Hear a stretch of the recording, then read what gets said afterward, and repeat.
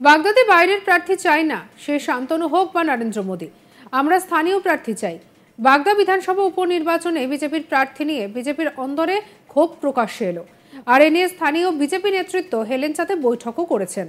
উত্তর চব্বিশ পরগনার বাগদা বিধানসভার উপনির্বাচনে বিজেপির প্রার্থী শান্তনু ঠাকুরের স্ত্রী সোমা ঠাকুর হতে পারেন বা বাইরের অন্য কোনো প্রার্থী হতে পারেন।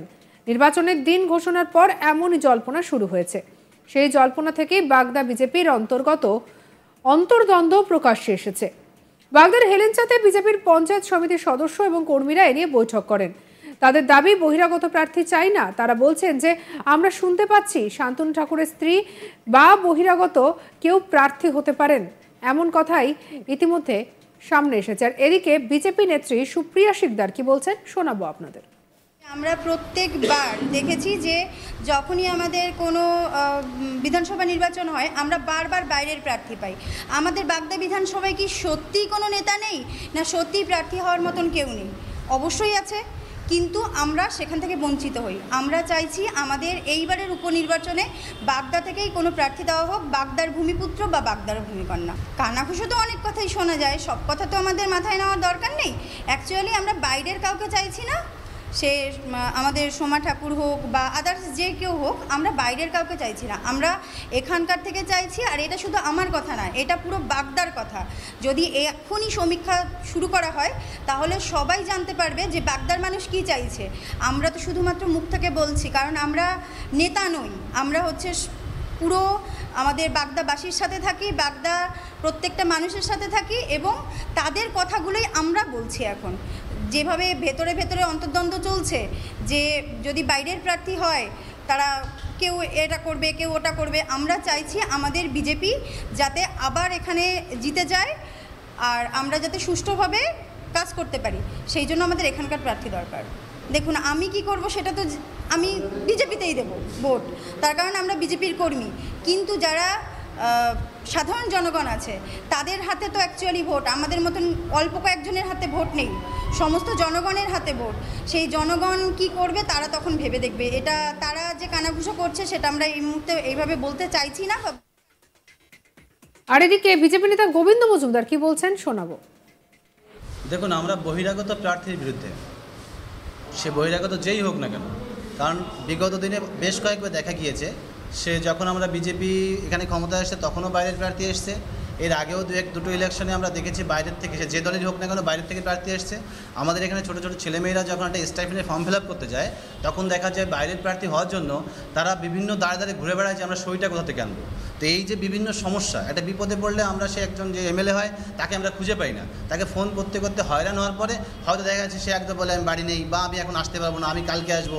এই বিভিন্ন কারণে সাধারণ মানুষ, আমরা যে সাধারণ মানুষের সঙ্গে মিশে থাকি, কারণ আমাদের তো চলতে হয়, আমরা দীর্ঘদিন রাজনীতিটা করি, আজকে ধরুন প্রায় 10 সালের পর থেকে বিজেপির দলটা করছি, তো আমাদের বিভিন্ন কর্মীদের সঙ্গে মিলেমিশে থাকতে হয়।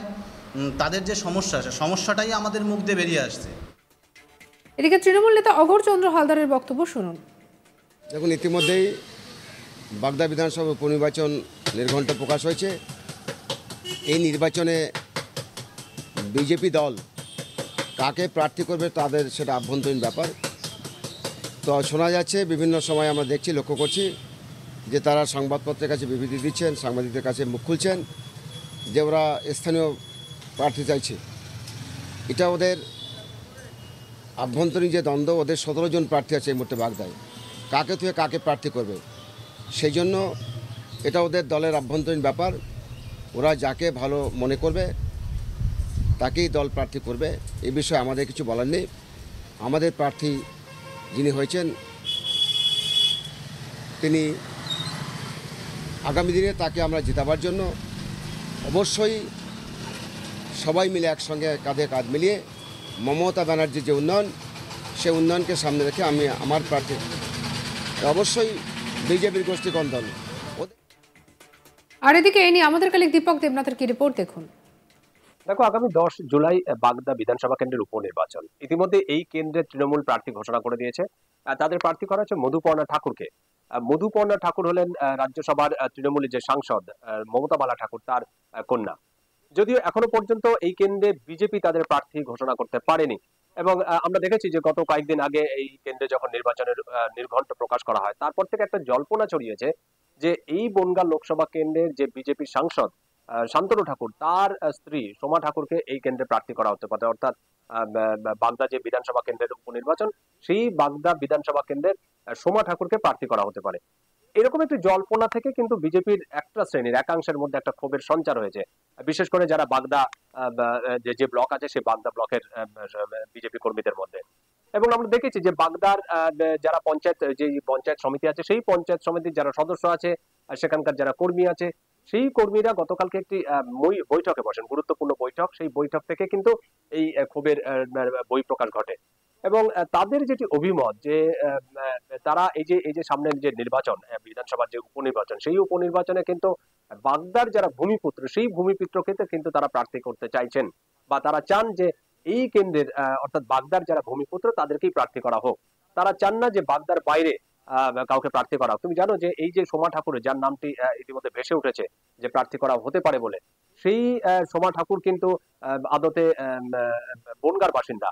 সুতরাং তারা বলছেন যে যদি সোমা ঠাকুর প্রার্থী করা হয়, তিনি যদি নির্বাচনে জিতে যান, তাহলে সেক্ষেত্রে বাগদার মানুষকে কোনো একটি সার্টিফিকেট বা কোনো কাজের জন্য তাদের কিন্তু বনগাঁয় ছুটে আসতে হবে। সেক্ষেত্রে একটা সমস্যার সম্মুখীন হতে হবে। এবং তাদের এটিও বক্তব্য যে একই পরিবার থেকে, অর্থাৎ এই যে শান্তনু ঠাকুর পরিবার থেকে, সেখান থেকে কিন্তু শান্তনু ঠাকুর ইতিমধ্যে সাংসদ হয়েছেন। তার ভাই সুব্রত ঠাকুর, তিনি একজন নিজে বিধায়ক, তিনি বিজেপির বিধায়ক গাইঘাটা কেন্দ্রের। সুতরাং সেই পরিবারের বাইরে কাউকে গিয়ে একজন প্রার্থী করা হোক। এবং ঠাকুর পরিবারে তারাও চান যে তাদের সম্মানীয় ব্যক্তি শান্তনু ঠাকুর, কিন্তু সেটুকু ঠিক আছে, কিন্তু ঠাকুর বাড়ির পরিবারের বাইরে কাউকে, কোনো মতুয়া সম্প্রদায়ের কোনো ব্যক্তিকে করা হোক, বা নমশূদ্র পরিবারের কাউকে করা হোক, কিন্তু সেটা যেন বাগদা কেন্দ্রের সেই প্রার্থী হয়, অর্থাৎ বাগদার ভূমিপুত্র যদি হয়, তাহলে সেক্ষেত্রে খুব ভালো হয়। এরকম একটি দাবি তারা করছেন। এবং তারা বলেছেন যদি শান্তনু ঠাকুরের স্ত্রী অর্থাৎ সোমা ঠাকুরকে যদি প্রার্থী করা হয়, তবে তারা সেটা মেনে নেবেন না।